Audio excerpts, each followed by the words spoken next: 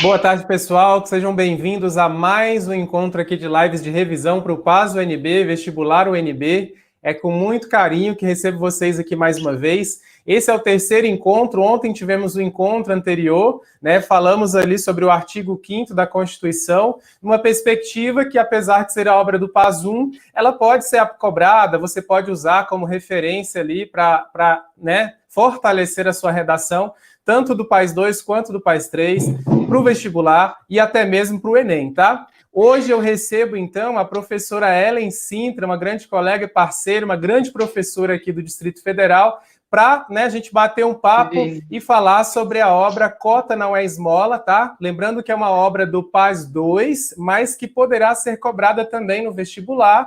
Você também pode mencionar em outros vestibulares também na redação, né? E destacando também para vocês que ela caiu ano passado e há uma possibilidade enorme de aparecer de novo, dada a sua importância, tá bom? Então, vou abrir aqui a tela agora com a professora Ellen. Seja bem-vinda, professora Ellen. Boa tarde. Pode se Oi, apresentar para a galera. Vini. Tudo bem, professor Vini? Como vai, Tudo teacher Vini, meu bem. querido? Joia. Pessoa Gente, maravilhosa aqui, pessoal. esse Vini é um amor, gente, né? Ó, então, boa tarde a todas e todos. É uma alegria estar aqui com vocês. Então, eu começo pedindo licença, né? A gente tem costume, eu particularmente carrego o costume de pedir licença aos meus mais velhos e às minhas mais velhas, né? E aos meus mais novos também. Pensando em construção conjunta sempre, né? Que é isso que a gente está fazendo aqui. Bom, obrigada, Teacher Vini, novamente pelo convite. É um prazer imenso trabalhar com você sempre, ainda mais que quando a gente trabalha fortalecendo essa nossa juventude, né? E Exatamente. ajudando a trilhar caminhos ousados, assim, caminhos de resistência e fortalecimento. Bom, gente, eu sou a professora Ellen Sintra, sou professora aqui da Educação Básica do Distrito Federal, né, desde 2011, que é também quando eu cheguei em Brasília, sou natural do interior de São Paulo, de Franca. E eu sou professora desde 2003, mais ou menos oficialmente desde 2005, 2006. Mais ou menos em 2006 eu comecei uma jornada linda junto a cursinhos populares. Então eu atuei no cursinho popular da Unesp em Franca. E então gosto muito dessa dinâmica de trabalhar para o vestibular, trabalhar com cursinho popular, trabalhar para fortalecimento estudantil. Sou professora de língua portuguesa e inglesa, então eu estou falando Teacher Vini, mas é de propósito, tá? E eu trabalhei junto com o Vini no cursinho no Darcy Ribeiro, no site Darcy Ribeiro, que é uma escola de imenso afeto, imensa referência para mim. Escola pública aqui no Distrito Federal, né? Lá no Paranoá. Bom, e eu fico muito, muito feliz de falar com vocês hoje, porque eu sou apaixonada por literatura, sou apaixonada por música, eu acho que é das formas de expressar no mundo que mais tem possibilidades de resistência, de ressignificação, de cura. E é muito importante que essa linguagem, ela, que é uma linguagem que permeia desde sempre a minha vida, tanto a literatura quanto a música, a dança, elas permeiem também outras formas de conhecimento, né? E aí a gente pensando no conhecimento sistematizado como vestibular. Acho que é isso, né, Vini? Com certeza. Obrigado, professora Ellen. Olha, eu gostaria de que vocês falassem, como é de praxe aqui nas nossas lives, de onde que vocês nos acompanham, né? Eu vejo que tem aqui já quase 10 pessoas aqui no iniciozinho, e aí eu gostaria que vocês destacassem, fossem destacando aí nos comentários, né? De onde vocês estão falando. A Patrícia está aqui ontem, a Patrícia está sempre aí com a gente. Boa tarde, Patrícia, tá? Tem a Melissa aqui também, com a gente também, seja bem-vinda. Acho que a Patrícia não me lembro na live de ontem, mas o restante aqui eu já estou reconhecendo, tá? E aí eu já vou abrir aqui para a gente iniciar a fala de hoje, para não atrasar muito vocês. Lembrando que sempre fica gravada, a live aqui fica gravada, tá? E já está até chegando pergunta aqui, né? Já está até chegando pergunta, depois Opa. a gente vai destacar e separar para responder as perguntas aqui para vocês, tá bom? Então eu vou abrir aqui a tela com os slides também para a professora Ellen começar o bate-papo e a gente, ao longo aqui da dinâmica, a gente vai e volta, vai no slide, vai um pouco na letra e ao final a gente vai tentar responder o máximo de perguntas aqui de vocês, tá bom? Então passo a bola para a professora Ellen novamente, slide na tela. Professora Ellen, contigo. Então, bora, Vini. Eu vou te pedir para colocar essa imagem, gente, é a imagem da Bia Ferreira, para quem não conhece, tá na hora. Além de ser obra do Paz, é muito importante que a gente olhe para essa mulher negra com essa força toda, como expressão da nossa resistência, da nossa existência no mundo, né? Então já fica a primeira marca da música de Bia Ferreira, da existência da Bia Ferreira, que é essa existência de fortalecimento, né? Uma existência de ressignificação e outra forma de dialogar com o conhecimento, com o espaço, com o corpo, né? Com a nossa história e com os discursos que são produzidos em relação a nós enquanto população negra.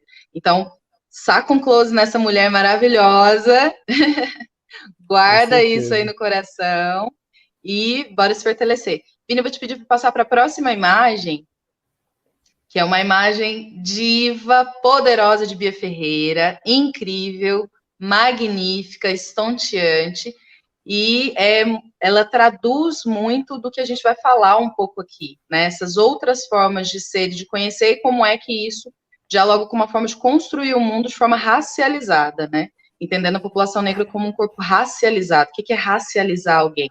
É dar essa fala, dar esse lugar de expressão no mundo que tem a ver com a sua raça. E como assim raça? Mas raça, né? A gente não fala mais raça, que é isso? É raça enquanto construção social. Né? A gente vai pensar em raça, em população negra, e aí lê-se, né, negros na terminologia do IBGE, que é o que organiza o nosso discurso para falar de povos e populações diferentes no Brasil, né, que faz essa contagem da nossa população. O IBGE classifica negros como as pessoas pretas e pardas. Então, tá tudo bem falar que uma pessoa é negra, tá tudo bem falar que uma pessoa é preta, tá tudo bem falar que uma pessoa é parda, porque a gente foi educado de forma diferente a entender que essa linguagem pode soar agressiva ou ofensiva. Não, gente. Ofensiva e agressiva é ser racista, né? Então, bom, eu vou falar um pouquinho da Bia Ferreira, mas antes de contar um pouquinho da história dela, Vini, eu vou pedir para dar uma invertidazinha. Você solta 30 segundinhos da música da Bia, por favor? Só para a gente marcar esse espaço. Agora, vamos pegar um trechinho aqui para liberar para o pessoal aqui agora. Vou compartilhar aqui. Então, vamos lá, vamos ver se vai sair para o pessoal o áudio aí, se não tiver...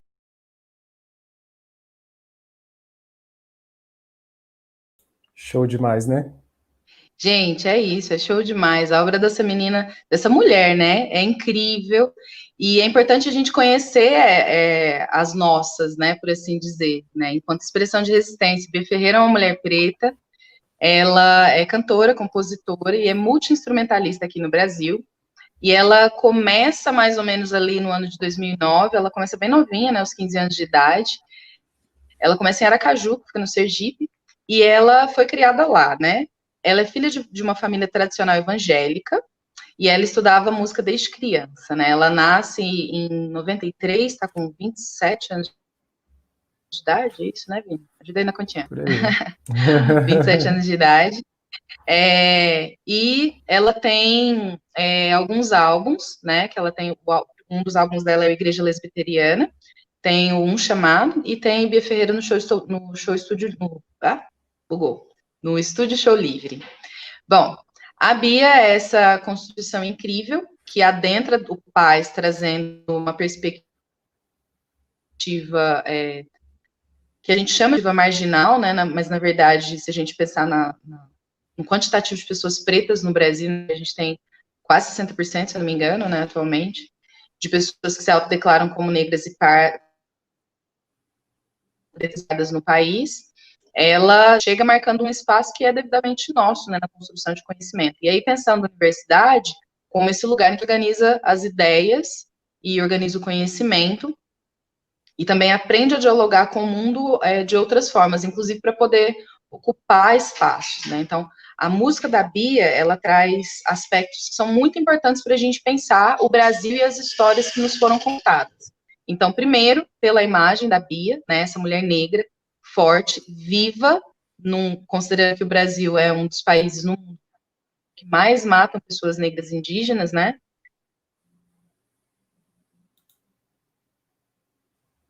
É muito importante que essa mulher continue com esse seletivo como Paz, que é muito competitivo e tem uma estrutura e uma organização de questões, tudo mais, que são desenhadas, inclusive, nas pegadinhas, né? Então, não necessariamente nas pegadinhas, mas que requerem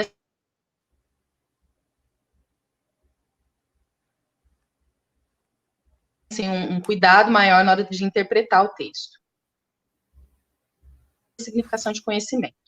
Quando a gente pensa em pesquisa, normalmente se trata esse tipo de literatura, de expressão poética, enfim, que não é um termo que eu julguei adequado, mas eu vou só continuar nesse lugar de linguagem. O pensamento marginal, ele parte daqueles que a gente entende que estão à margem, né, centro, que não são um objeto de desejo ou de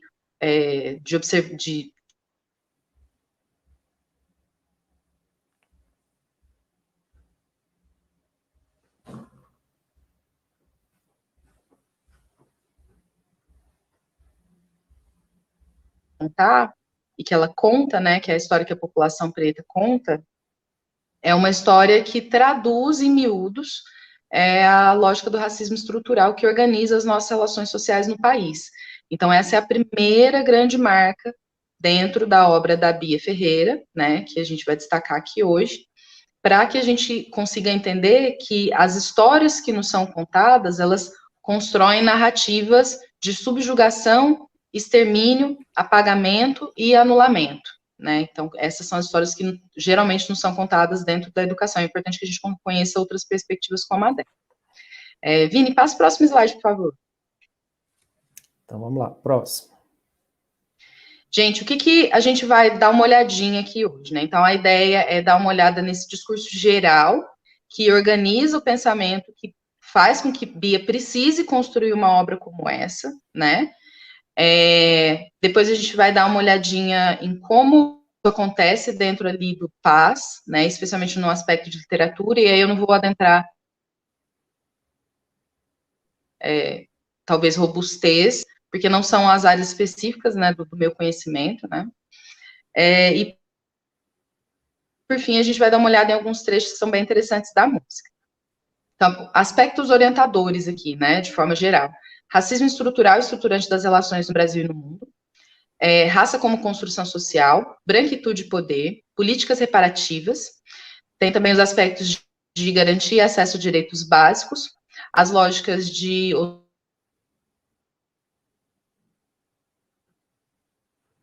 os princípios de igualdade, de equidade, isso no papo, coisa que a gente precisa dar uma olhada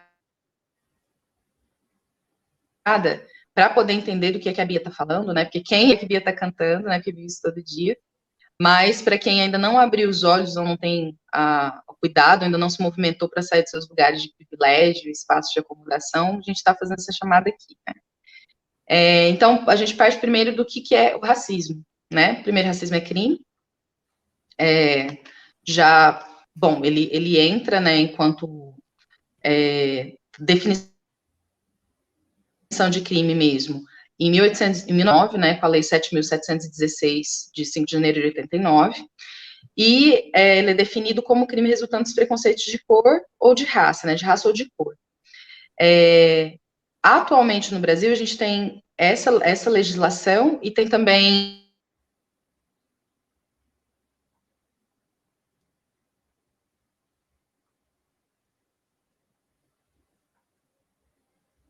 dentro do artigo 40, descrevendo o delito de injúria, né, que consiste em ofender a dignidade de alguém. E aí tem pena de 1 a 6 meses de multa, né, enfim. E por que a gente está falando sobre isso? Porque a gente vai falar sobre racismo, é importante colocar isso no discurso enquanto crime mesmo, e não, deveria ser inafiançável, né, um crime contra a humanidade, mas a gente ainda não chegou lá, mas chegaremos. O que tem a ver, né, na obra da Bia, na lógica de racismo e de racismo estrutural? Bom, o racismo, a gente precisa entender que é a ordem que se dá no mundo, é como as coisas são norteadas no mundo. As relações, os lugares, o conhecimento, a distribuição e organização dos corpos, a possibilidade ou não de expressão, de existência, de sobrevivência, né, de manutenção ou de direito ou de garantia e acesso a direitos. E o racismo, ele é um sistema de poder. né? Ele é construído como um sistema de poder. E é importante a gente notar que ele é uma construção, e é uma construção social da qual todos os elementos da sociedade, enquanto indivíduos, fazem parte. Então, todos somos responsáveis pelas demandas que vêm do racismo. Responsáveis, responsabilizados e vítimas. E não é vítima no sentido daquele que se vitimiza, mas vítima no sentido daquele que sofre ou é prejudicado, né, sofre algum prejuízo, sofre por algum dano que lhe é causado, independente do qual dano seja, né? Então é importante entender como o racismo é organizado dessa forma. E por quê, né? De onde é que vem essa ideia? Será que isso é uma criação da população negra? Será que o racismo parece uma doença, né? De fato, é uma neurose social, né? Como a gente costuma falar. Mas de onde é que parte essa ideia, né? Porque parece às vezes as pessoas falam como se fosse uma dimensão de delírio coletivo, né? Assim, não, isso é coisa da sua cabeça. Não, gente, não é uma coisa da nossa cabeça. Ele é construído historicamente e nas nossas relações sociais e econômicas, né?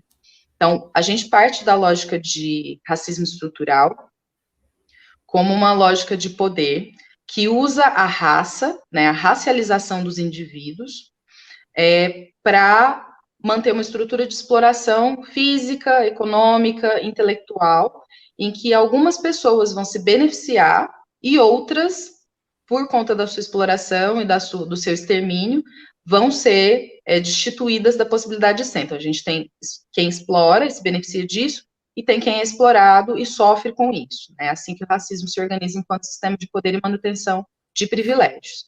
E como é que a gente entende essa lógica do que é racismo estrutural? Racismo estrutural é aquilo que dá a estrutura das nossas relações, que baseia todas as relações que a gente tem na nossa vida. Então, as nossas relações familiares, as nossas relações econômicas, com trabalho, por exemplo, né, com acesso à mobilidade econômica, ascensão social, que organiza, infelizmente, também os nossos afetos, né, quem é que se ama, quem é que se pode amar, quem é que se deve ou não ser amado.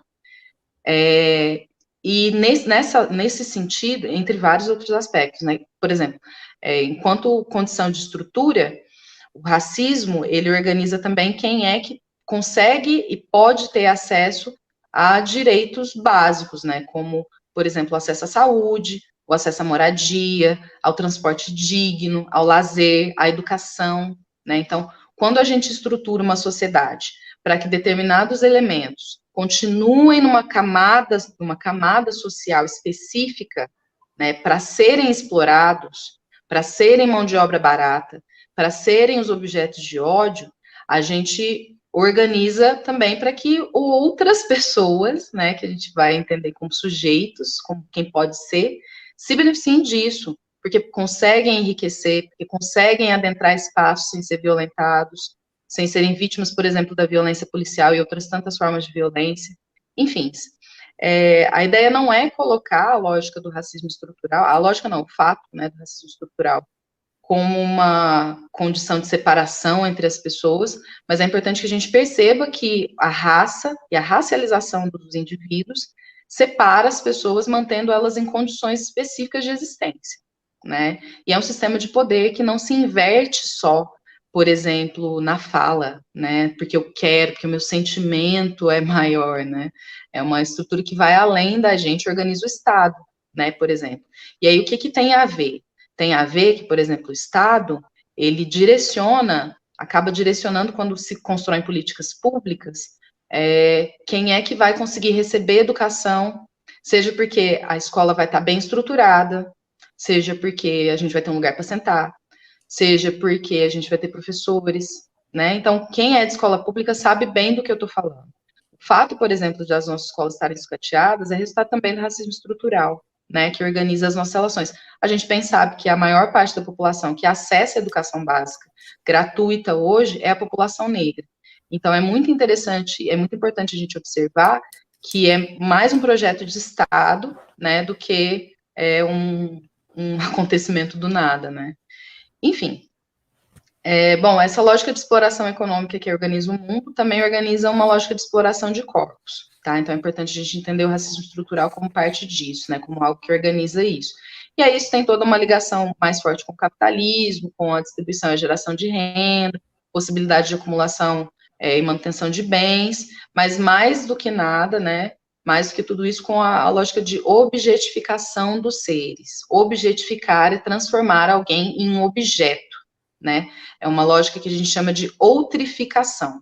A gente tem a população branca como maior beneficiada, né, pela possibilidade de acessar e se manter usuários de determinados privilégios, por assim dizer, isso é historicamente construído, socialmente construído, e a gente vai precisar entender nesse sentido que quando a gente fala de objetificação, a gente fala que, nesse sentido mesmo, que a população branca tem condição, por sua branquitude, pela sua brancura, pela valorização que é dada a tudo isso, de gozar de uma vida plena, né, de acesso a uma série de coisas. Isso é historicamente validado pelo Estado. A gente vai dar uma olhadinha rápida em como é que isso acontece. Então, a gente tem pessoas que podem ocupar essa função e manifestar o eu, e pessoas que não têm condição, que vão ser os outros, né? E aí a população negra, a população indígena e outras populações são marginalizadas, ocupam esse lugar de outridade, né, de outros. Bom, como é que isso se organiza, né? A gente sabe que tem a lógica da escravidão, e da escravidão, assim, vamos fazer a primeira ressalva. A partir de hoje, vamos fazer um combinadinho aqui de usar escravização, que é o termo mais adequado, porque quando a gente fala escravidão, a gente entende que houve não necessariamente um desejo, mas uma permissão para que aquilo acontecesse. Não foi isso, não é essa a história real, não foi isso que aconteceu. Quando a gente fala escravização, a gente entende que alguém exerceu do seu poder para poder subjugar esse outro à exploração física, econômica, né, a partir da exploração do seu corpo. Então, isso é a lógica da escravização. Então, guarda aí o primeiro termo.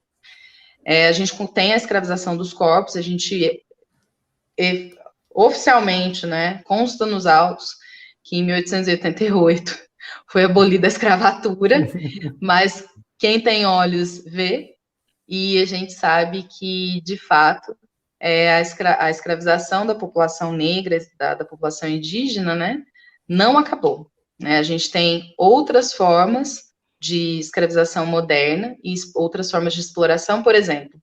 Quem conhece a história das trabalhadoras domésticas sabe que a distribuição de renda, o acesso a direitos, a salários dignos, a cargas horárias dignas, não se consolida na experiência, por exemplo, dessas mulheres, em maioria negras, né? Não coincidentemente, elas são maioria negra. Então, a gente vê outras formas de escravização que a gente chama de escravidão moderna, né? Esse é o termo mais usual, né? Que tem sido bastante falado. Então, quando a gente pensa em racismo estrutural, que é o que dialoga ali, né, na letra de Bia, quando ela vai trazendo historicamente e socialmente, ela constrói essa narrativa que explica como raça é construída, a escravização da população negra e essa lógica da escravidão. Nesse sentido, pensando nesse mundo que expande, né, e aí, ao invés de a gente falar colonização ou falar descobrimento, a sugestão é que a gente use o termo expansão europeia, né, então esse movimento esse movimento em que a população europeia, né, quem tem poder, vai sair para fazer a dominação do mundo, por assim dizer, né, explorar outros lugares, explorar economicamente, e vai precisar de mão de obra que possa ser explorada. Quando você precisa explorar alguma coisa, né, você tem que transformar aquilo num outro, aquilo é transformado num objeto, aquilo perde a sua condição humana, e esse é aquilo que eu estou falando da população negra e indígena. Então, nesse sentido, o racismo é estruturante porque ele é construído de forma a estruturar relações de exploração. Como? A partir de uma construção de raça, que é uma construção social de raça. Raça, a gente sabe que em um dado momento da história, em que o biologismo, por assim dizer, porque eu esqueci o termo na hora que eu lembro a fala, mas esse apego, né, a ideia da evolução e tudo mais, ela vai falar, sim, de um discurso de raça como uma condição biológica, mas hoje, oficialmente, o que a gente usa é raça como construção social. Por quê? Porque a raça, ela vai muito para além do que o meu corpo representa. O meu corpo representa, a partir da minha cor, a partir da minha expressão, né, dos meus ancestrais, um lugar no mundo que é inferiorizado. E assim é que as relações entre, normalmente, né, a população branca e a população negra, elas se dão, né, no sentido de não há uma horizontalidade, né, você tem essa lógica, de poder, que garante a população branca que não seja vitimizada por violências cometidas pelo Estado. Tá? Então, raça como construção social fala disso, fala de usar de elementos da cultura, dos aspectos físicos, para poder objetificar um outro e garantir determinados privilégios, não no caso a população negra, né? Enfim, isso fala da raça como construção social. E aí, então, o que é branquitude, né? Branquitude é essa lógica que garante a população branca, né, a população de pele clara no Brasil, né, e assim, a gente entende que ser branco é muito diferente em diferentes lugares do mundo, é importante saber disso, mas que a população branca tem possibilidade de acumular determinados privilégios. Então, por exemplo, é um grande privilégio você, por exemplo, conseguir entrar no supermercado sem ser seguido, sem ser enxotado, passear no shopping sem ser violentado pelos policiais de segurança, sem ser revistado, né? A gente conhece a lógica do baculejo, a gente sabe quem vai para o paredão, a gente sabe como é que o Estado extermina violentamente a juventude negra. Então, a população branca, por sua brancura, não sofre com essas violências, assim como a população negra e indígena sofre. Então, é importante entender isso também, né? E isso é um fato, gente. Para quem fica falando que é mimimi ou é vitimismo, saiba que é nada mais do que, falas como essa expressão, nada mais do que a ignorância e desconhecimento da história do seu país, né? É importante não passar essa vergonha. E aí a gente entra também numa questão de políticas reparativas, que é bem especificamente o que Bia traz, né, com a letra de Cota não é esmola, né, com a obra Cota não é esmola. E ela fala de esmola, no sentido de aquilo que é migalha, né, aquilo que é dado, aquilo que alguém que tem poder distribui para aqueles coitadinhos que não têm. Fez esmola, um favor, né? Como que fez um favor. Tá ali aqui, bonitinho, vou te ajudar. Não, se situe, né? Ela brinca com isso, ela ironiza e ela desconstrói essa lógica do que é esmola, quando ela assevera que cota não é esmola, porque cota é uma política reparativa, validada agora pelo Estado, depois de muita briga do movimento negro e muita resistência da população negra, que são, infelizmente, uma parte da história que a gente desconhece, né? É importante a gente conhecer a história da população negra, e as suas histórias de resistência, de protagonismo.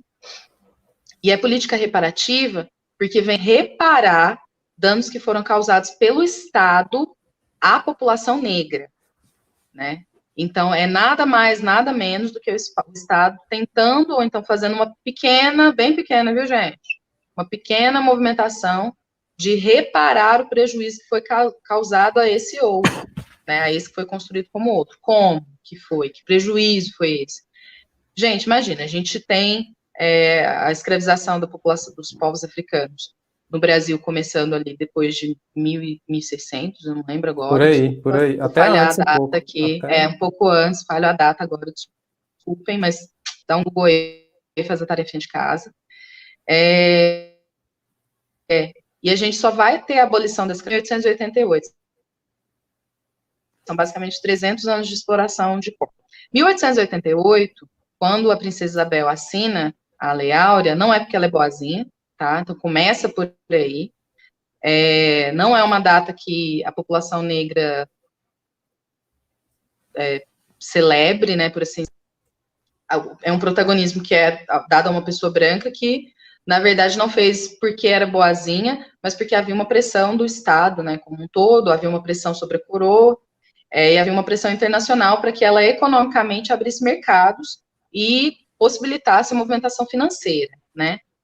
Então, quando a gente faz essa movimentação, o dia seguinte à abolição da escravatura não muda a condição dos escravizados, né? Não é assim, assinei um papel e de repente todo mundo pode entrar em onde quiser, ir para a escola. tô livre, posso comprar, posso me relacionar com quem eu quiser, posso morar onde eu quiser, posso andar pela rua. Não, gente, não. É importante que vocês aproveitem, de repente, esse momento para dar uma explorada na nossa história e ver como a população negra, assim, por uma sequência, né, que funcionou até muito recentemente, uma sequência de aparatos legais, né, que são acionados, umas legislações que são implementadas para, por exemplo, qualificar crimes de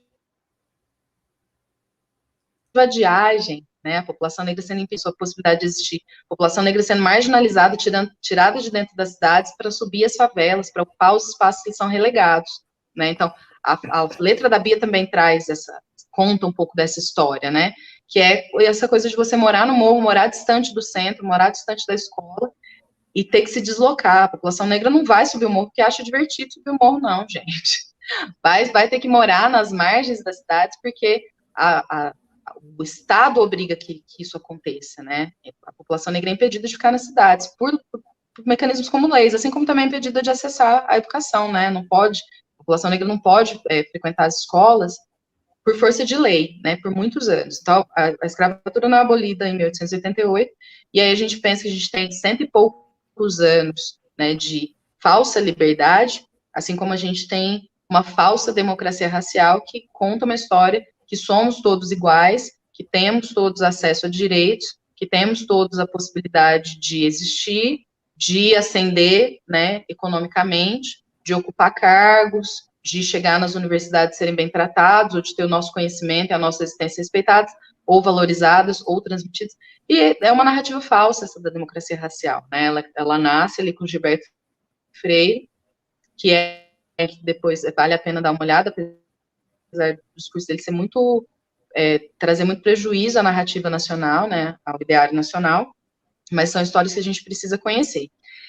Então, é reparativa por quê? Porque ela vem para poder dar à população negra, não dar à população negra de graça, mas possibilitar que a população negra adentre o espaço universitário, né, o espaço da educação superior, por reconhecer que a educação é um dos mecanismos mais importantes para a mobilidade econômica, né, para você poder ascender em termos de classe social, para você poder acessar determinados bens de consumo, que sem dinheiro, sem trabalho, né, a gente não consegue. Então, é muito importante que a educação universitária, né, esse universo, ele possibilita uma ascensão, né, a gente sabe que, ainda que seja tudo muito competitivo, né, o mercado de trabalho é muito competitivo, mas a gente sabe que a qualificação profissional e educacional, elas são pontuais e são necessárias para que a gente tenha condições de competir, né, no mundo. E aí, pensando num sistema que é organizado de forma capitalista, né, gente? Então, ela é reparativa nesse sentido. O Estado cumpre a obrigação, junto à população negra, de possibilitar o acesso dessa população que é marginalizada, que, como na letra de Bia, ela vai contando, tem uma série de dificuldades para poder chegar à escola, permanecer na escola, se reconhecer no conteúdo que é contado ali, que é transmitido no espaço escolar, e a partir daí, continuar os seus estudos, conseguindo chegar à universidade, né? Então, são vários embates que ela vai narrando na letra, da saída da casa dela, até o momento em que ela chega na escola, não se vê nessa aula de história, né, que ela não consegue entrar, e também não é uma história que é contada para ela, e aí ela vai descortinando uma série de coisas a partir daí.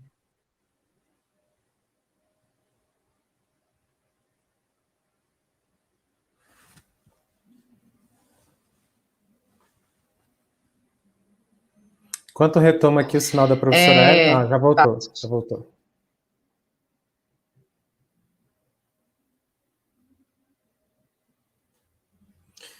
Enquanto retoma aqui a fala da professora Ellen, enquanto o sinal dela, o sinal oscila às vezes, pessoal, que quando a gente está via Wi-Fi, dependendo da posição de onde nós estamos, o sinal dá uma oscilada. E pronto, a professora Ellen já retornou. Pode seguir, Ellen. Vamos ver se vai dar certo, né, gente? Não, dá, tranquilo. Gente, então só para fechar, é importante lembrar que no pós-abolição, a população negra que ficou sendo explorada por muito tempo, possibilitada de existir, de acessar a educação, de acumular renda, né, não recebe do Estado possibilidades de ocupar economicamente né? E aí, vale um lembrete que é bem interessante, né? Para aquelas... Caiu de novo, Vini? Tá Não, aí? estamos de volta. Travou um pouquinho, mas está de volta. Ai, meu Deus. É importante a gente entender que no começo do século XX, 1900 e pouquinho, o Brasil tinha um projeto de embranquecimento, né? Que continua até hoje. Então, era um projeto factual de trazer a população branca para embranquecer, né? A partir do quão negro ficou o país, né? A gente tinha um contingente de escravizados aqui que era muito maior que a população branca, e aí tem uma política de imigrantismo, que a gente chama, que é o Estado brasileiro trazendo a população europeia para funcionar e trabalhar com mão de obra aqui no Brasil, para substituir esses escravizados com a abertura do comércio. Então, o país não aceita essa população e não possibilita que ela adentre o mercado de trabalho, né? Então, a gente já tem um mercado marginal que vai sendo formado a partir daí. Essa política de embranquecimento, né, essa política a gente chama políticas eugenistas, né, que é aquela que traz a ideia de limpeza, a brancura como limpeza, traz essa população branca, e esses são os nossos primeiros cotistas, minha gente, né, essa população que recebe terras, que recebe trabalho, que recebe empresa, que recebe moradia, né, para poder ocupar postos de trabalho aqui no Brasil. Bom, seguindo, aí é importante a gente lembrar que a gente está falando sobre né, como um todo, sobre a garantia e acesso a direitos básicos. É importante a gente pensar em igualdade, né, como uma lógica que fala de iguais, né, e a gente tem os artigos 3º e artigo 5º, né, também falando sobre igualdade e equidade, de alguma forma, que são importantes dentro do PAS, como um todo. E quando a gente pensa em igualdade, é importante reconhecer que nós não somos iguais enquanto população. Nós não somos iguais, nós somos diferentes e ponto, gente, é isso. Somos diferentes. Somos diferentes fisicamente, somos diferentes historicamente, somos diferentes socialmente. A gente tem organizações familiares muito diversas, existências muito diversas. A gente pensar, por exemplo, na população feminina, na população LGBTI, na população negra, indígena, branca, enfim. O nosso acesso é muito diferente. Então, aí vem o que é equidade, né? Organizar o acesso às populações para que todos consigam ficar no mesmo lugar, ali no mesmo páreo, né? Então, essa política de acesso. Vini, pode passar para o próximo, vamos lá. Tá. Quanto tempo eu tenho? Pode seguir, do jeito tempo que você quiser, pode seguir. Só enquanto eu passo o slide aqui, enquanto você falava, eu refletindo e estou anotando um monte de coisa aqui, mas quando você falou da teoria do branqueamento, né, tem uma obra do Paz II, inclusive, que vai tratar disso, que é a Redenção de Cã, que é o quadro do Modesto Brooks, que é um clássico, né? É um clássico. Sim, então, quando você falou na hora, eu já lembrei. Eu falei, ó o quadro aí, né? A Redenção de Cã, que é uma obra que ela já está na lista há um bom tempo, e eles renovaram a lista e ela se manteve. Dada a importância, né, da temática, né, da reflexão, porque muita gente não sabia desse momento histórico brasileiro, né? Muita gente desconhece, e é super importante, né? Saber que isso aconteceu, saber que eles queriam, né, deixar todo mundo loirinho, do olho azul e tal, alguma coisa assim. E a história que se conta, né, que se queria... E, gente, é isso, né, o cientificismo, né, é fazer essa testagem, assim, para ver se você consegue, né, mapear os genes, medir o crânio, né, a gente tem a craniometria, que era esse tipo de estudo exatamente. Que mede a cabeça dos indivíduos para ver quem é mais inteligente, quem não é, quem pode ser explorado, tratado como objeto, quem não pode, quem é animal, quem não é, né, e aí a população negra vai sendo colocada nesse papel de animalizado, de grotesco, de irracional, né. Depois, Vini, se puder, se a gente tiver tempo, você me lembra de falar sobre racismo e como a violência é construída, essa lógica de violência, tá? Que aí a gente fala um pouquinho mais. Perfeito. Mas é isso, né? Cientificismo no começo do século, trazendo essa organização violenta, assim. Gente, e eram estudos científicos mesmo, viu? Estudos científicos. Eu até, na análise da Redenção de Cã, eu sempre indico alguns artigos que mostram lá aquele esquema do crânio, o lábio, o formato do lábio, não sei mais o quê. E uma outra coisa interessante aqui é que alguns grandes nomes da literatura embarcam nessa também, né? Sim, não só da literatura, sim, mas da arte como um todo, né? Embarcam e defendem essa tese também, né? Exemplo, quando a gente pega a letra, a obra da Bia, né, como um todo, assim, né, pensando nessa narrativa histórica, construção do imaginário nacional, a gente consegue localizar a possibilidade dela encaixar ou se aproximar desses discursos ali da segunda geração, do romantismo, né, ali pegando a terceira geração com Castro Alves, que é um dos primeiros poetas que tem condição de trazer histórias, né, sobre essa população negra, mas também, talvez mais especialmente, com as obras do realismo e do naturalismo, né, tanto pela linguagem que ela usa, né, então essa lógica de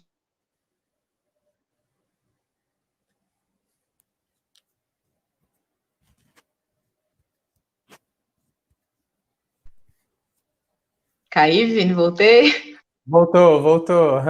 Ai, desculpa, gente. Não, Bom, tranquilo. e aproveitando essa brecha ali do realismo e do naturalismo, né, que são escolas que são muito próximas, né, em termos temporais, e formas de expressar também, assim, né, cada um com sua devida característica, mas a gente aproveita do realismo essa linguagem, a expressão da realidade, né, como denúncia social, e aí do naturalismo, esse discurso naturalista, que se aproxima muito do discurso cientificista, que é de provar com o cientificismo, né, a grotesco da população negra, por exemplo, a gente vê isso na obra do Aloysio de Azevedo. Você pega o Cortiço, Aloysio Azevedo, falei certo. Você pega o Cortiço e você vê a animalização dos corpos negros, né, uma obra maravilhosa, uma obra incrível, né, com todas as ressalvas também devidamente feitas a ela, né, o cientificismo como orientador da pureza, né, da pureza nacional, assim, né, esse símbolo da redenção de Kant,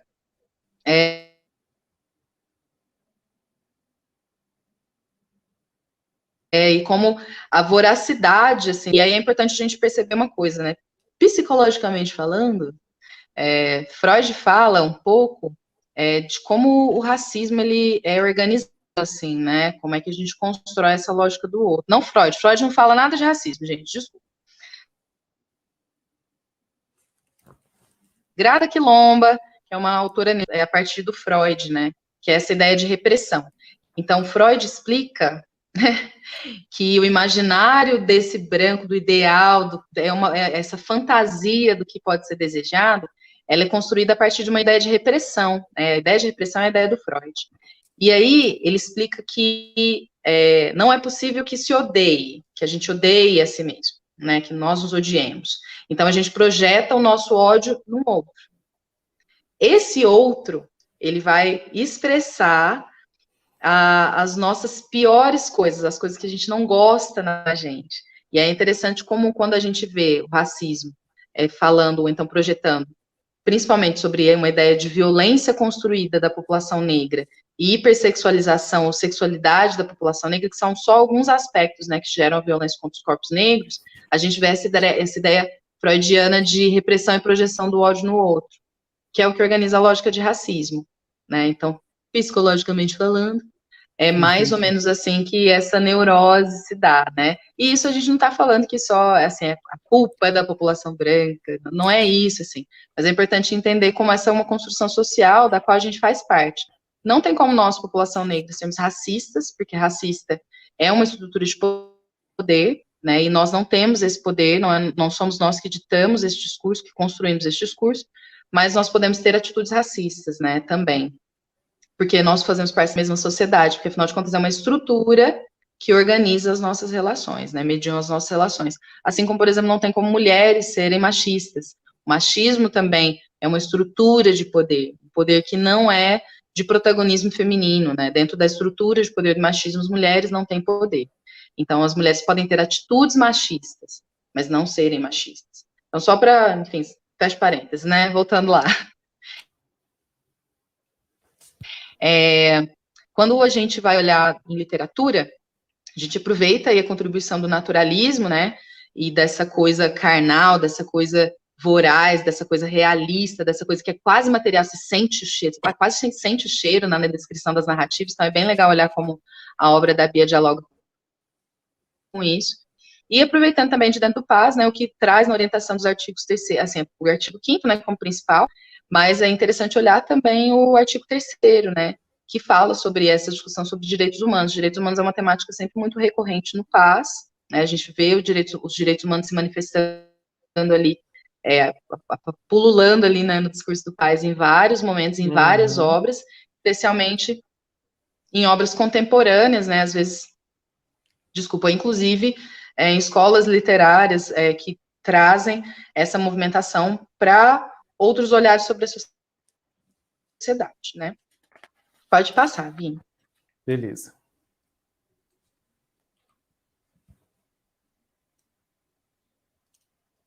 Bom, tendo a obra da Bia, a gente vai dar uma olhadinha, e aí esse slidezinho traz uma leitura genérica, né, do que tem aí.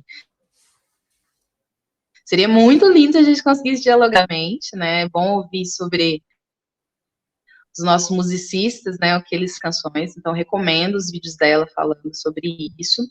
Bem como outros vídeos que também falam sobre a leitura da obra. Mas é interessante a gente olhar para a musicalidade e a harmonia, né? Que vão aparecer nessa obra em específico. É uma obra que é acompanhada de voz e violão na apresentação do Soulfar, que o Vini projetou para a gente, né? Tocou um pedacinho. E quando é construída essa harmonia rítmica, ela é o ritmo da música, a musicalidade, né, que acompanha essa canção, ela vem com quebras, e ela vem com quebras que vão dialogando também com o texto, né, então a canção por si só, a letra por si só, ela é basicamente uma narrativa, né, então ela conta uma história, é interessante ver como essa protagonista, né, que conta a sua própria.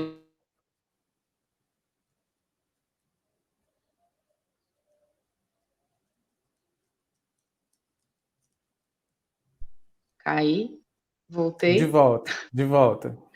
É interessante a gente olhar como. Você ia falando que ela é uma protagonista, né? Que ela canta, né? A música ali, como narrando, né? Trazendo essa narrativa aí. Isso, Aí pode seguir. E esse protagonismo dela vai revelando sobre a nossa história, né? A história que a gente precisa conhecer. Então, ainda que a gente tenha, outro parênteses, ainda que a gente tenha leis como a Lei 10.639 de 2013 e a 11.645 de 2008, né, que mexe na LDB, que é a Lei de Diretrizes e Bases da Educação, a gente não tem, dentro da educação, um diálogo correto com a história dos nossos povos, né, nem dos povos originários, e aí mais um termo para vocês, povos originários é a forma como a gente se refere à população indígena, a gente não usa mais índios, né, que aí a gente dá esse lugar de protagonismo para a população indígena que é devido, ainda que, e a 10.639 fala sobre história da população africana e afro-brasileira. A gente não tem dentro da escola esse diálogo, senão ficaria um pouco mais fácil entender a letra da Bíblia.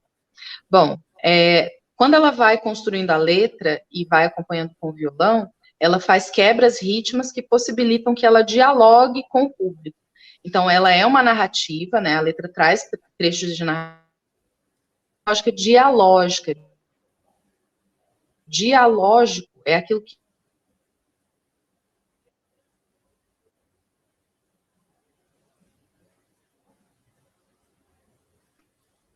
caí de novo, né, Vini? Pode falar.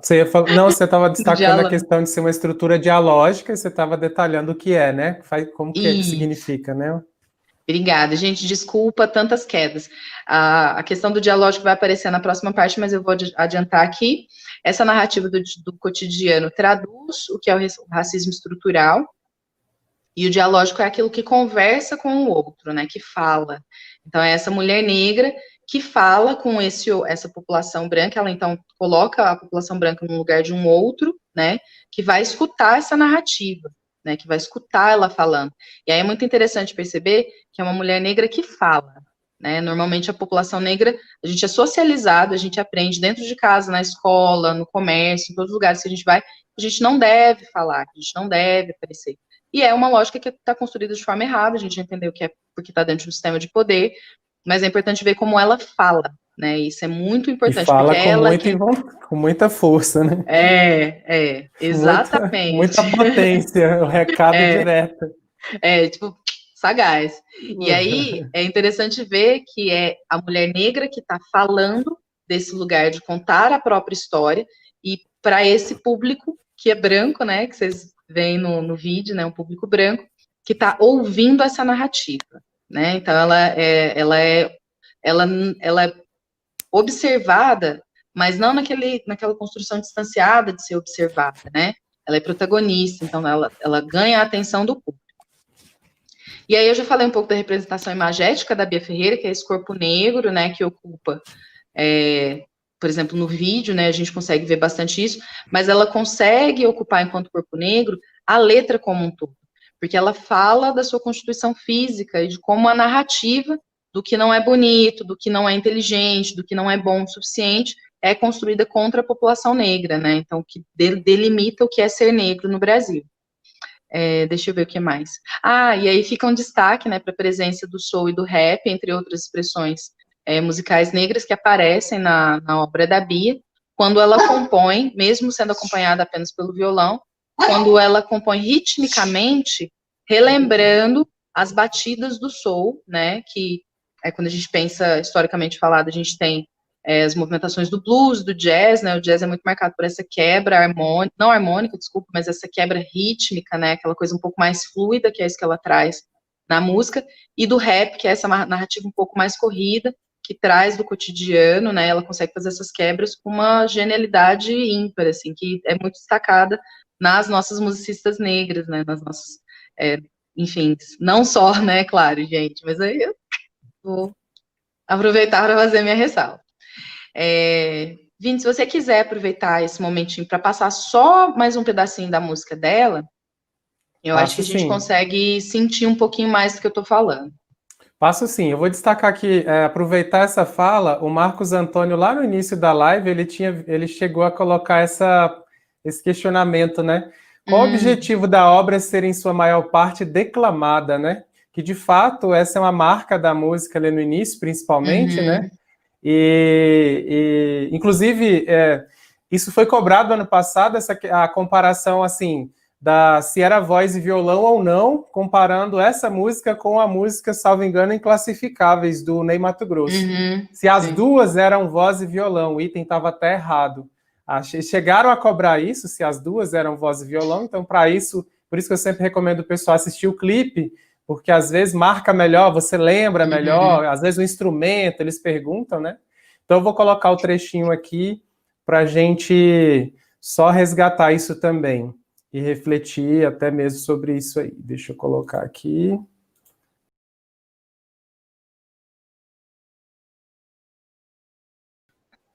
Massa. Eu viria até o final, mas a gente não pode. Né? Só fui eu que arrepiei ou todo mundo aí arrepiou também? Na música aí. Toda vez que eu escuto é impressionante. Essa música é impressionante mesmo. Tem umas do Pais 3 também, tem umas do Pais 3 que você tá do nada escutando e você começa a arrepiar, assim, você nem sabe por que você tá arrepiando, mas umas músicas muito show. Aproveitando a pergunta do Marcos, né, sobre... Marcos, né, que pergunta? Foi o Marcos Antônio. Então, é interessante a gente observar que quando é declamado, a gente tem a expressão de emoção, né, que é muito marcada. Então, a declamação de poemas, por exemplo, a gente pensa na declamação de poemas, a gente vai ver que a interpretação que é dada, ela traduz um pouco melhor da ritmo que compõe aquele verso, né, aquela letra, a entonação. Então, a gente tem outros aspectos que são valorizados quando uma obra é declamada, né, diferente, por exemplo, quando a gente está só lendo para nós mesmos. Importante ouvir isso. Eu destaco que a declamação disso é muito para dialogar com essa lógica de contar uma narrativa, de se fazer ouvida, né, de marcar esse espaço de ser ouvida, porque é um discurso que precisa ser ouvido. E aí ela retoma essa lógica desse discurso que precisa ser ouvido quando ela chama, quando ela chama a responsabilidade de quem está assistindo, né? E aí eu dialogo com a ideia da população branca, né, que está acompanhando aquilo, que é chamada para comprar essa responsabilidade junta, né, para que a população negra não seja culpabilizada por uma construção que não é de sua responsabilidade, né? Todos nós precisamos nos responsabilizar por isso. Não é uma questão tipo, agora eu sou branco e eu vou ser culpabilizado por uma coisa que os meus ancestrais fizeram lá atrás. Olha, meu amor, a história, né, continua reverberando na atualidade. Então, assim, todos somos frutos e produtos dessa história. Então, enquanto a gente não assume a responsabilidade das coisas em conjunto, a gente não tem condições de mudar a estrutura e o tecido social, né? E aí, se você gosta muito dos seus privilégios, realmente você não vai querer arredar o pé do lugar onde você está. E isso não tem mais espaço, né? Que é essa chamada que a Bia dá, que é bem legal.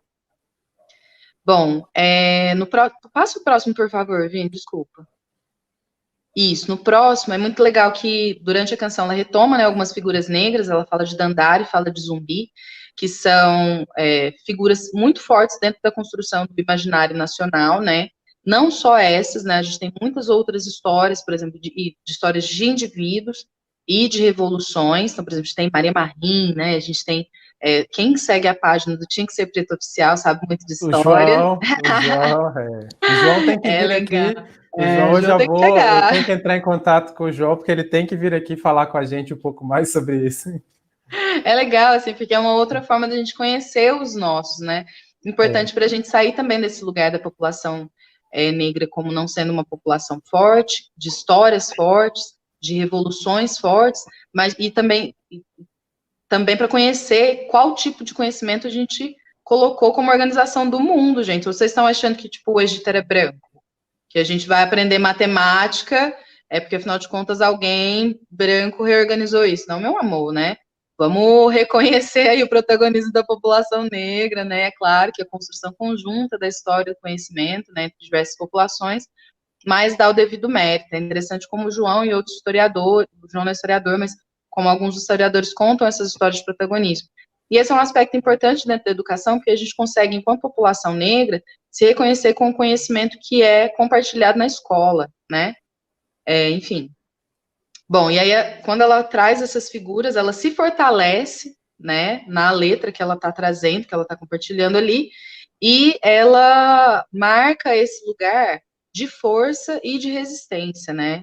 Lembrando que a gente teve revoltas várias, a gente teve quilombos vários, né? A gente tem revolta dos malês, entre outras revoltas no país, liderados pela população negra escravizada, né, que vai de encontro a esse sistema patriarcal, colonial, né, enfim, que nos explora, né, de diversas maneiras. Bom, e aí é interessante como ela fecha com essa afirmação, né, que é basicamente um desafio para a construção de uma luta antirracista. A gente tem falado muito recentemente sobre o que é antirracismo, o que é ser antirracista, vamos ser antirracistas, né?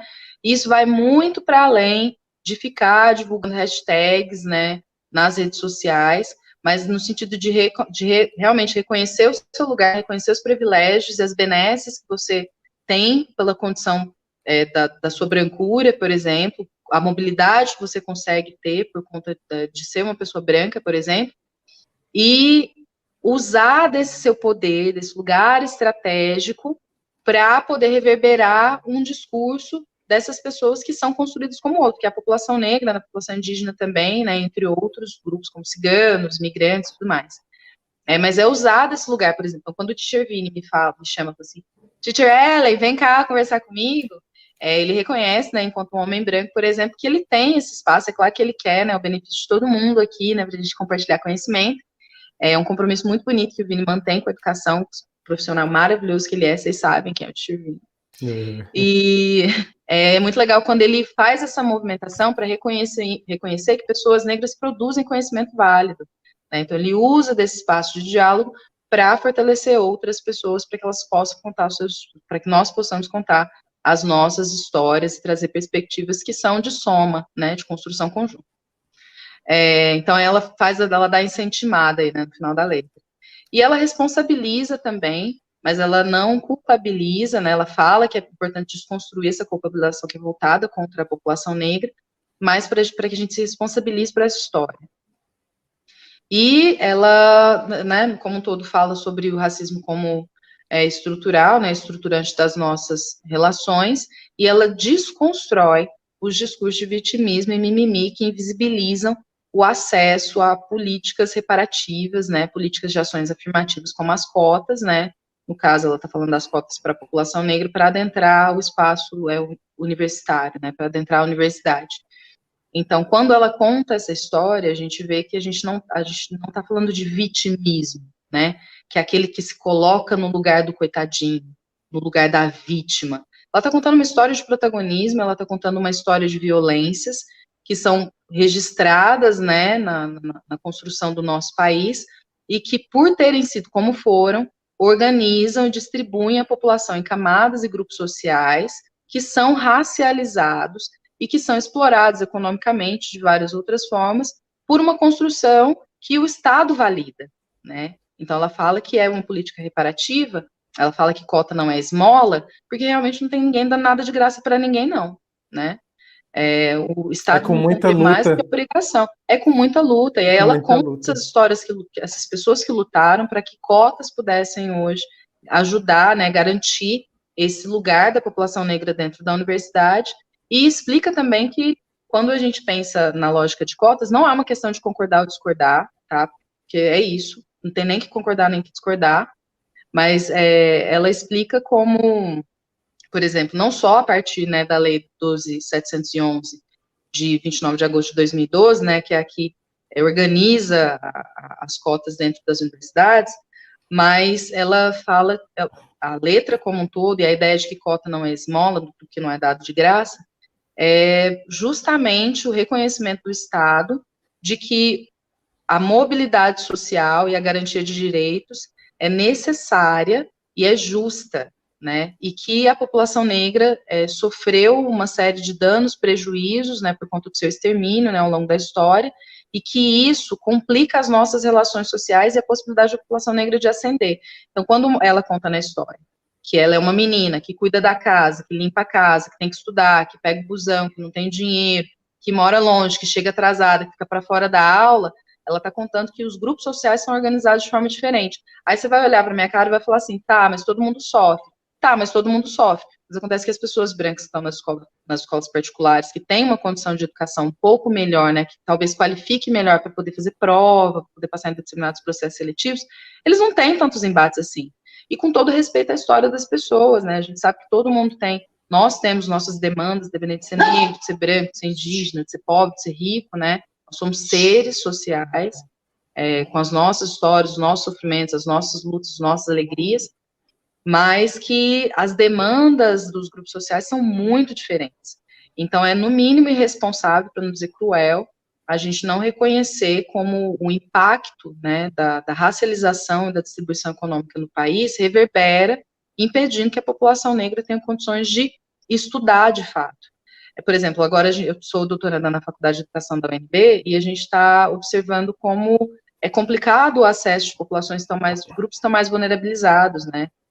Por exemplo, você que é mãe, solteira, tem que cuidar do seu filho, ficar no ensino à distância, não tem quem te ajude, você tem que trabalhar, tem que cuidar da criança, tem que estudar. Então, assim, são dinâmicas que não afetam igualmente diferentes grupos sociais. E aí, a partir daí que a gente fala sobre protagonismo, né, que a gente tem um processo de invisibilização, e a gente fala também de privilégios, né, porque infelizmente não é todo mundo que tem condições de acessar determinados lugares com tranquilidade. Né? A própria internet, né? A própria internet. A própria Começa internet. por aí. Começa por aí. Até a ONU, a questão de levantar essa discussão lá nos objetivos da ONU, de incluir como sendo uma questão, um direito humano, né? O acesso à internet parece uma coisa simples, mas não é, né? Não temos um acesso igualitário, a gente está percebendo isso principalmente nesse contexto, né? Da educação remota e tal, dos acessos, aí que a gente percebe ainda mais essas marcações, né? Sim.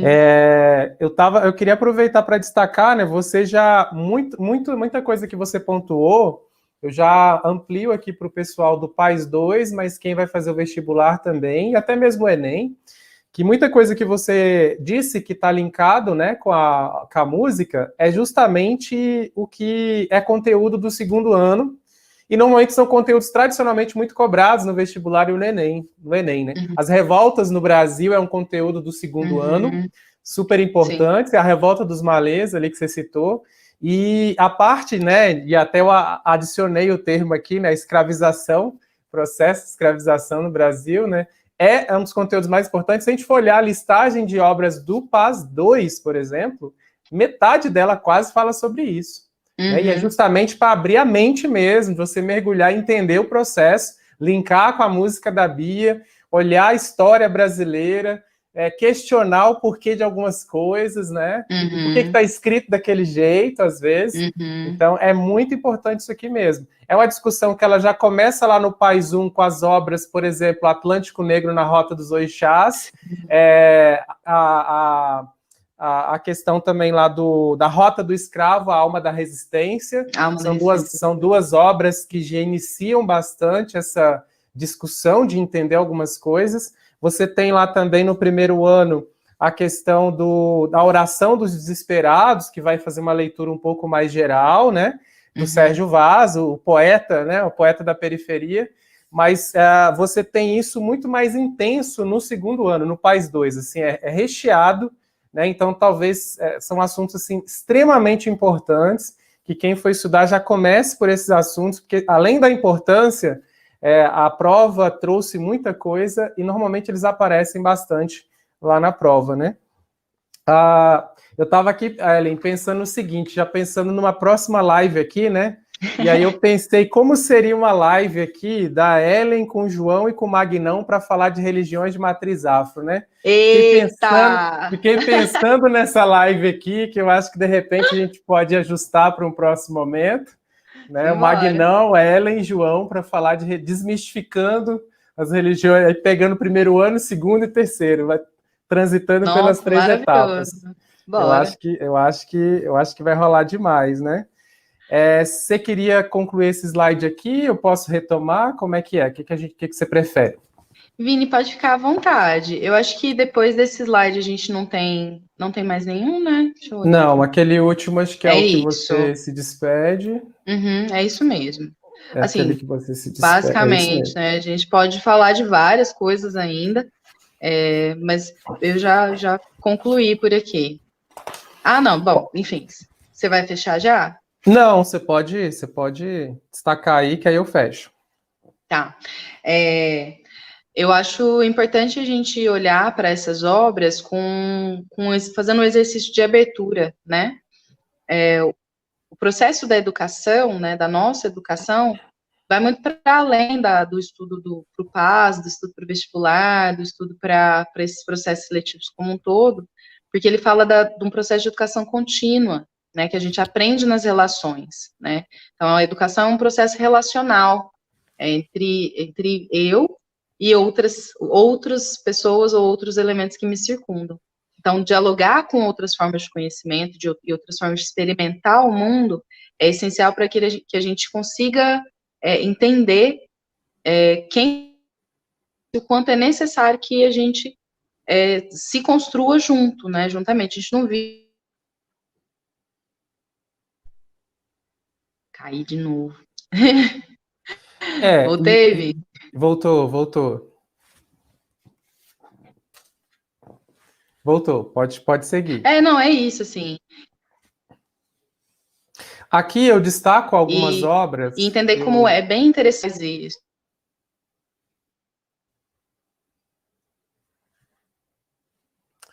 Aqui eu destaco outras obras, Ellen, travou um pouquinho quando você retorna. Eu destaco umas outras obras aqui que dialogam.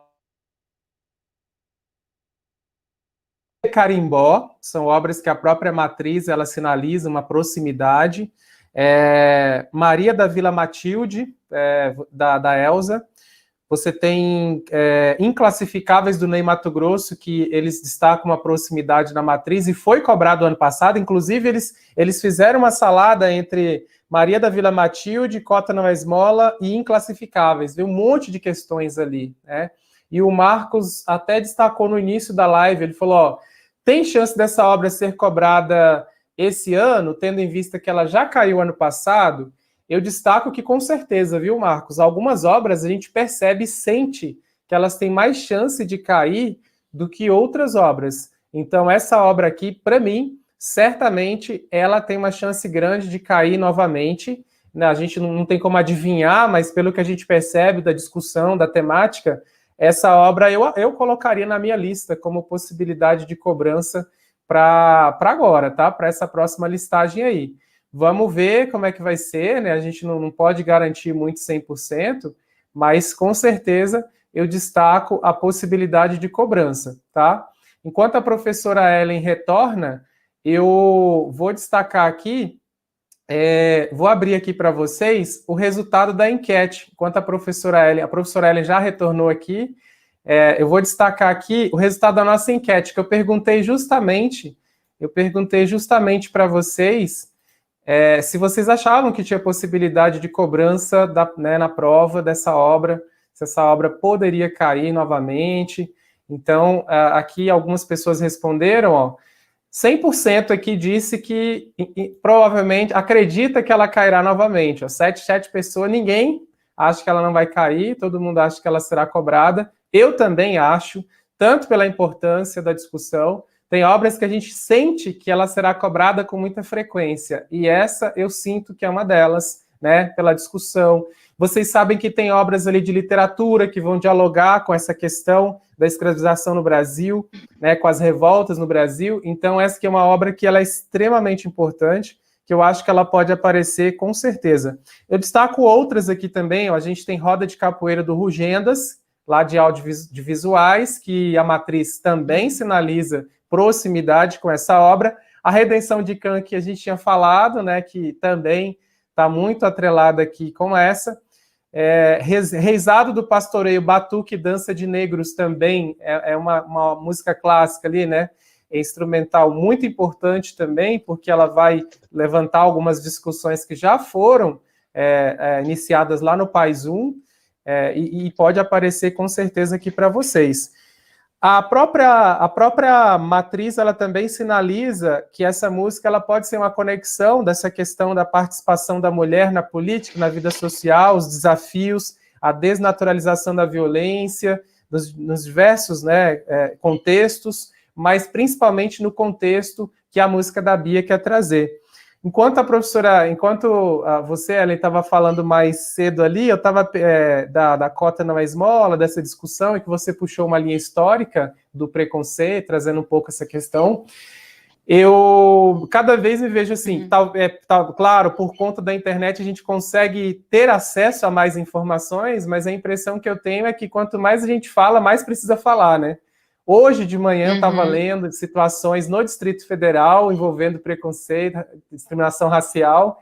Ontem eu tinha lido, né, de violência contra a mulher. O Distrito Federal tem um dos mais altos índices do Brasil, principalmente 2019, chamou muito minha atenção. 2019 foi uma loucura, né, de violência contra a mulher, mas discriminação racial aqui no Distrito Federal é muito forte ainda, a gente percebe isso no cotidiano, né? Volta e meia a gente tem ali acesso a reportagens destacando uma situação ou outra, e agora com a internet, né, viraliza, o pessoal compartilha mesmo, né, não tem medo, não tem, né, tem coragem de falar, né? Eu estava colocando aqui, pode falar, Ellen, enquanto eu abro uma pergunta aqui. É interessante a gente olhar como é possível fazer um diálogo sempre, né, com o que acontece no nosso cotidiano e o que vai ser cobrado nas provas, né? Então, é uma questão de reflexão crítica e parar de fugir da conversa, né? Parar de fugir da discussão e da responsabilidade que a gente tem. Isso aqui tem que estar na escola, tem que estar na discussão da escola. Tem. E, assim, a questão que vai muito para além, né, dos valores do valor e da moral, né? A gente fala muito do valor da moral e da ética, né? Essa discussão, às vezes a gente tem uma movimentação que talvez conservadorista, que impeça a gente de olhar para os indivíduos, para suas demandas, né? E é importante olhar que, por exemplo, não é coincidência que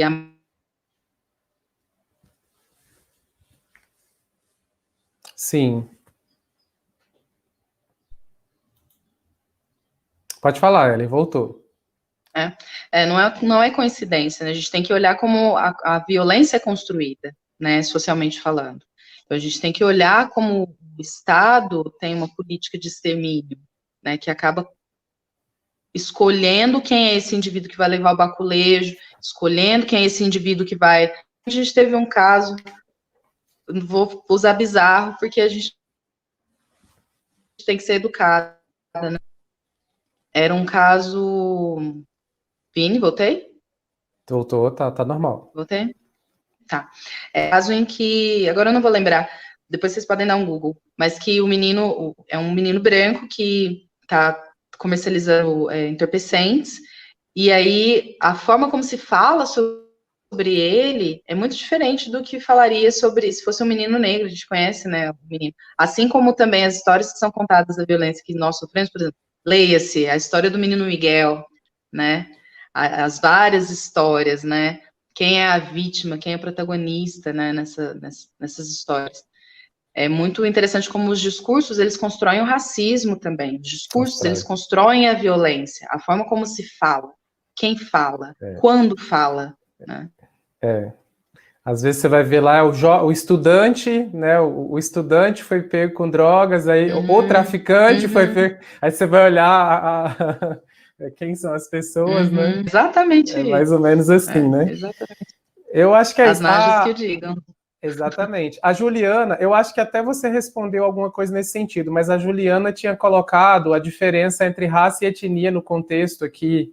Claro. Acho que você tinha falado um pouco disso, né? Que aí falou que foi biológico, uma construção biológica, outra é cultural, né? Que é raça mais biológica, etnia mais para o cultural, né? É um termo mais construção cultural. É importante pontuar que, assim, raça, a gente fala hoje de o que é raça? A gente não fala que raça é uma coisa biológica. A gente não fala que raça, por exemplo, raça negra, raça branca, raça X, a gente não usa mais isso, porque isso tem a ver com um processo de discriminação que julgava, falava das pessoas como a partir do seu biologismo, assim, do seu físico, né? Então, a raça, ela tá para além, porque ela vai falar das culturas, das expressões, e o racismo ele é construído socialmente. Então, é nesse sentido. Então, a gente usa a palavra raça. Quando você olha no IBGE, a gente vai ver os termos raça/cor, para poder fazer a coleta de dados da população. Então, se usa, sim. Mas quando a gente vai fazer discussões, né, sobre racismo, a gente fala de raça, não pela biologia, pela cor da pele, pela largura do nariz. A gente fala de raça como a cultura, né, que usa esses elementos para violentar seres, tá bom? E a gente fala de racismo e raça nesse sentido. Etnia tem a ver com povos e culturas específicas, igual o Tio Vini falou. Então, por exemplo, quando a gente fala dos povos indígenas, e aí mais um termo, a gente costuma falar povos indígenas, comunidades indígenas, povos originários. Os povos indígenas, eles têm diferentes etnias ou diferentes povos, né? E tem até uma obra do Pais 2, que é do Aril, que ele vai desmistificar um pouco, né, esses termos, ele vai colocar quais são os termos mais atuais dos povos, né, dos povos indígenas, ali, que é o youtuber indígena que nós temos aí na listagem. Legal. Eu quero agradecer o Caio Vitor, né, que ele está destacando aqui, que ele conseguiu ajudar bastante ele ano passado, que ele passou nas engenharias da Faculdade do Gama, da UNB, né? Parabéns, Caio, bom falar com você, eu lembro muito, a gente trocou algumas ideias aí, e parabéns, viu? Sucesso aí na UNB, nas engenharias do Gama, o prédio novinho, com estacionamento novo agora, porque na época que eu estudei lá era só a lama, você descia do ônibus na beira lá da estrada, atravessava lá só a lama, e agora tem estacionamento lá novinho, com muita luta dos estudantes, muita luta, muito protesto dos estudantes do campus de lá. Foi um protagonista estudantil muito forte para conseguir aquilo ali, ó. Tem o quê? 7 anos, eu acho, 6 anos aí, 7 anos de luta para conseguir um simples estacionamento, mas lógico que eles fizeram uma estrutura com o viaduto lá e tudo. Mas muito bacana. Titirelli, eu estou fechando por aqui. Você quer despedir do pessoal? Pode Vou falar. Um tchau, pode ser um até logo mais. E eu desejo para vocês muita proteção, muita força, muita paciência, tá? Muito acolhimento e que vocês consigam direcionar as energias de vocês da melhor forma possível para atingir esse objetivo, né? De ser aprovado no PAS, de passar nos vestibulares, quaisquer que sejam as provas que vocês estejam se dedicando para. E desejo boa sorte, tá bom? Eu espero encontrar com vocês na UNB. Mesmo que seja virtualmente, vai ser uma alegria imensa. É muito legal a gente ocupar o mesmo espaço, né, que os nossos estudantes estão. Com certeza. Construir junto. E é isso, gente. Muita paciência para vocês e muito foco e diretividade. É isso, pessoal. Agradecer vocês também. Lembrando que, por mais que nós estamos num contexto aí complicado mesmo, de acessos, de se manter ali, né, se organizar, tentem manter a rotina, mesmo que na sua, né, tentem encontrar de alguma forma, assim, na medida do possível, das suas condições, uma rotina ali de estudo, que tudo vai dar certo. As provas, os editais não saíram ainda, do PAS, por exemplo, o vestibular não saiu, o pessoal está muito ansioso. Isso está por conta da universidade e também dos resultados da pandemia, dos índices aí, né, das autoridades sanitárias. Então, enquanto isso, a única coisa que a gente pode fazer é tentar manter a calma, se proteger e também tentar se organizar e não desanimar, não perder o foco. Eu vi outro dia, ao longo da semana, alguns estudantes, alguns vestibulandos, dizendo que estava cansado, que estava perdido. Então, assim, é muito importante você ter uma tranquilidade nesse momento, respirar. Não precisa ter uma carga muito grande de estudo também nesse momento, exagerada, que muita gente vinha num pique muito intenso. Pode desacelerar um pouquinho para você respirar um pouco também, que as provas todas elas serão espaçadas, aí quando sair as datas, elas não vai ser para amanhã, não vai ser para a semana que vem, então vai dar um tempo de retomar. Então, pode dar uma desacelerada um pouco, só não para tudo de uma vez, né? Tenta conseguir um equilíbrio aí dentro das suas condições. E continue conosco aqui, a professora Ellen já está convidada para outros momentos aqui conosco, falando aí de vários outros temas. Simbora, já tô com a roupa de ir. É só falar bora que a gente bora. Então, beleza, gente. É isso. Se cuidem, viu? Saúde mental, saúde emocional, se acolher é preciso. É isso mesmo. Gente, então ficamos por aqui. Um grande abraço a todos vocês. Compartilha aí o vídeo com a galera toda nos grupos aí, para o pessoal acompanhar. Vai ficar gravado, vai ficar disponível para todos vocês, vocês assistirem quantas vezes quiser. Um abraço, beijo para todo mundo. Tchau, tchau.